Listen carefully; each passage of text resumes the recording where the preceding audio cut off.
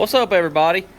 I thought I'd throw a quick video up on here to share with you guys about these new 3.0 marine grade USB chargers. So this is what I've had on the bike forever, or well, not forever, but for a little while.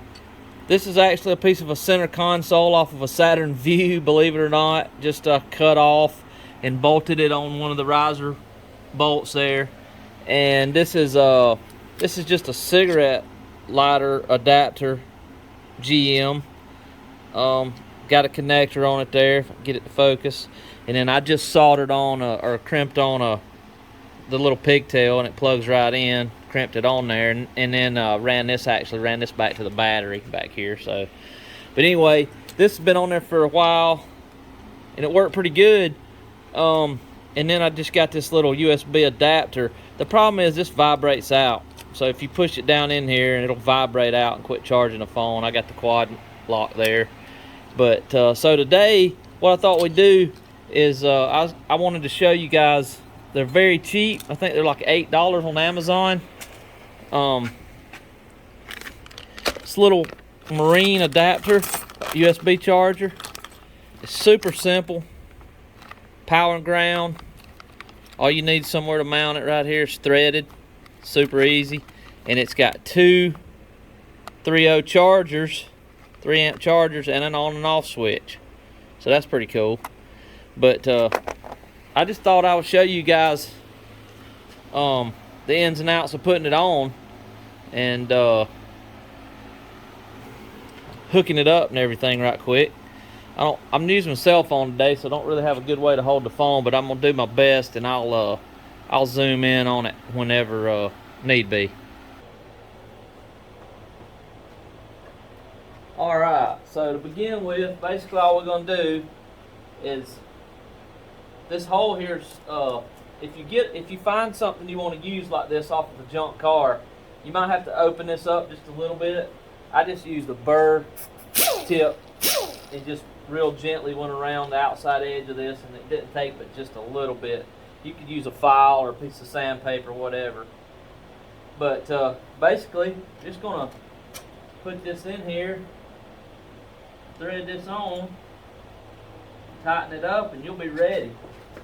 And start wiring it up.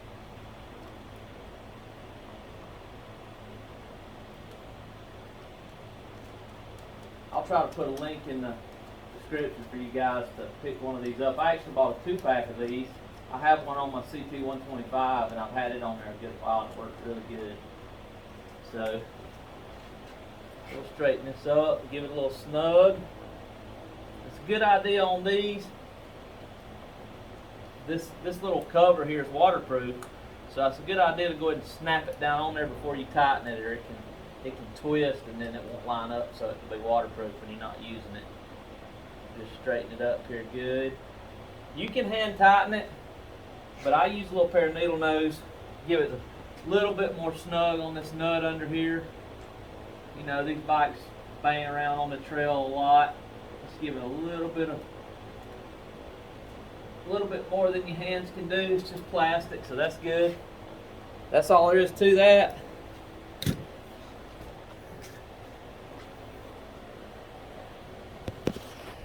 Show you guys here. So there's your a good charger,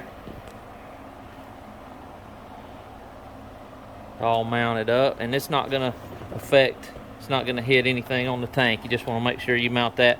It's probably a good idea to put it up here out of the way somewhere, but this was quick and easy for what I had laying around. And then we're just going to adapt this to this with some connectors here. That's all we got to do. That won't plug into that, so we'll fix that up. And I like less connections as possible, so I'm going to go ahead and trim this off here, strip this back, put two more heat shrink connectors on it. We'll get it plugged in, power and ground, and be done with it. Alright, so it actually does have positive and negative. So we'll put the red on the positive, of course, and the black on the negative. Comes with a neat little harness here. It's actually got an inline fuse, but I've already got a fuse back there at the battery. I like to put the fuse as close to the battery as you can get it, you know, so that way if something happens, then you're protected all the way up. You know, anywhere along the bike here, anywhere down through here that wire touched and went shorted to ground, if you had the fuse up here somewhere, then you're not really protecting yourself. That wire's still going to be hot the whole way up, and if it chafed on something, it's best to put the battery or the fuse at the battery. So you guys may already know that, but that's just some info. So we're going to hook the wiring up here, and that'll be all there is to it. Of course, if this wiring wasn't done, you guys could just know I use a white for the hot and a black for the negative, and I just routed it right through the factory holes here, or you know, holders here, so cable holders. So all right, so we'll get to wiring that and show you guys. All right, so I use some pretty cool automatic strippers and crimpers. These will strip the wire back really easy, nothing to it. And then use these. This is not the best thing in the world. These are just some blue point crimpers, and I use those little connectors with heat shrink on them already. Now a lot of people might think that it's best to excuse me, it's best to maybe use solder, but solder is a good way to connect something at the termination.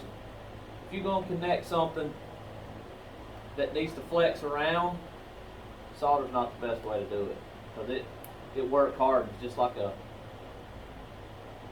you know, just like anything, like a coat hanger would if you bend it out and back. Solder will do that worse than the actual wire will, because you know it's been hot and hard. Alright, so to keep from having too many connections, I'll clip these off, trim them back. These little, I'll show you guys about this stripper here in just a second, how cool it is. Works really good.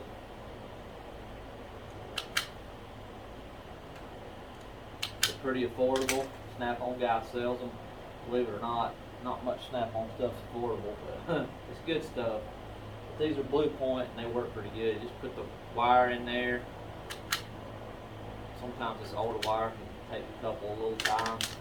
They work really good though. But it has a depth gauge here on it, and you can set how much you want to strip back. So that's pretty cool. So we're just gonna give this plenty of slack here, so we got plenty of room for turning and such.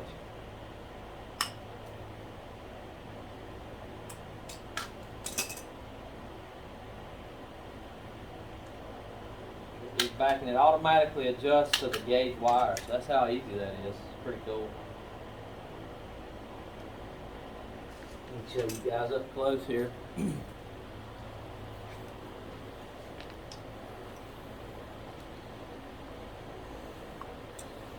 Try to make this a quick and easy video so you don't have to get bored forever. Alright, so basically, if you see here, you got the depth. You can set it wherever you want. You just put the wire in there against that depth finder. That's all there is to it. Pretty cool. Alright, so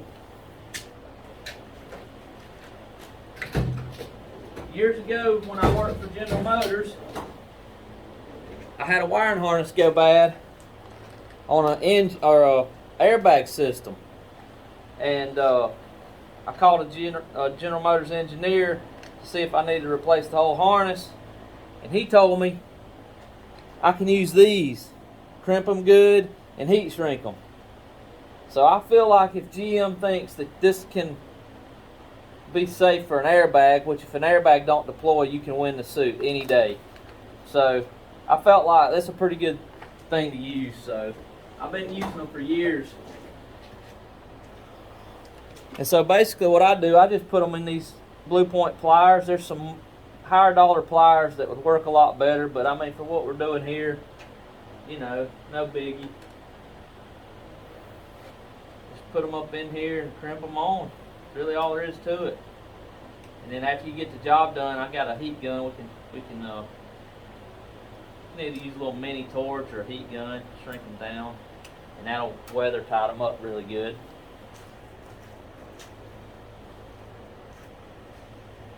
And I'm just going to run this through here where the factory cables go. I think that'll hold it really good. I got a little extra, but we'll push it back in there. I think it'll be fine. Alright, so black's going to go to black, white to red, and we should have some power.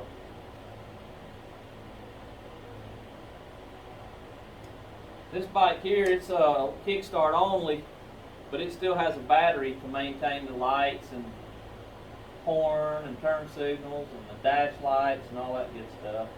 The stator will do it, but it's tough for it to keep up with all that and then keep it firing. Alright, last connection here.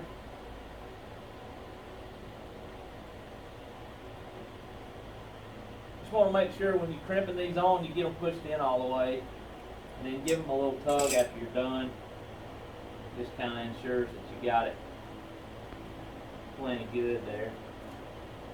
We'll just leave that little extra. I might get some wiring loom for it.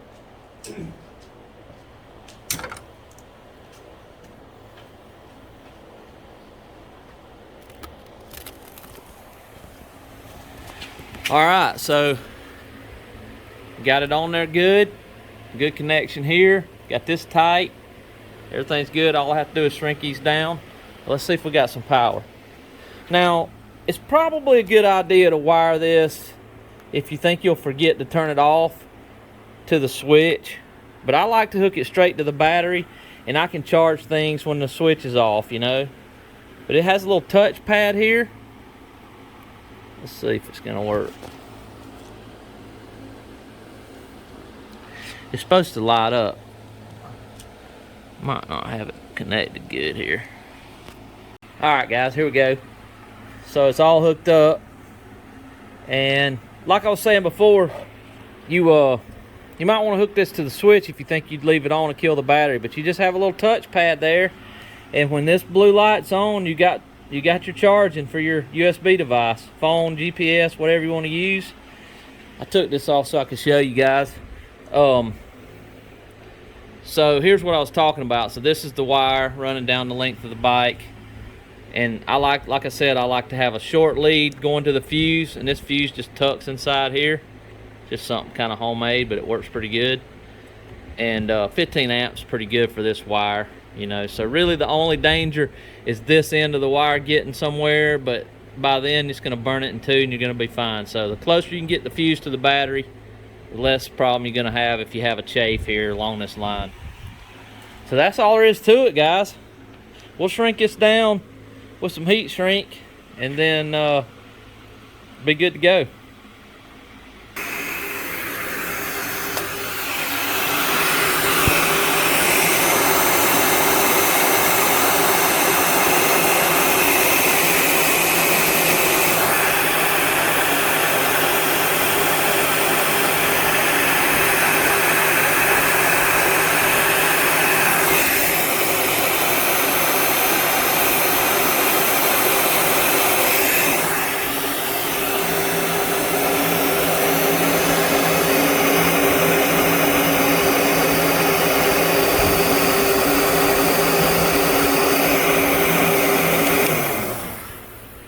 So that'll seal it from the elements.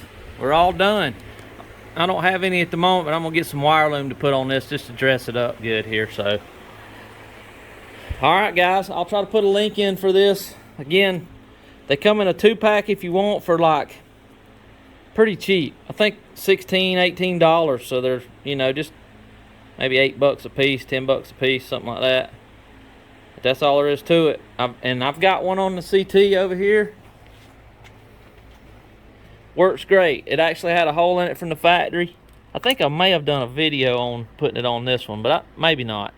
But anyway, that's all there is to it. So I just basically keep a little USB plug right here and plug it into, I've got a quad lock that I put on here, and or you can charge your GoPro, whatever you want to do.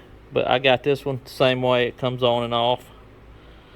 So I'll put the link in the description. You guys come back for some more videos, and leave us a like and subscribe down if you like what we do.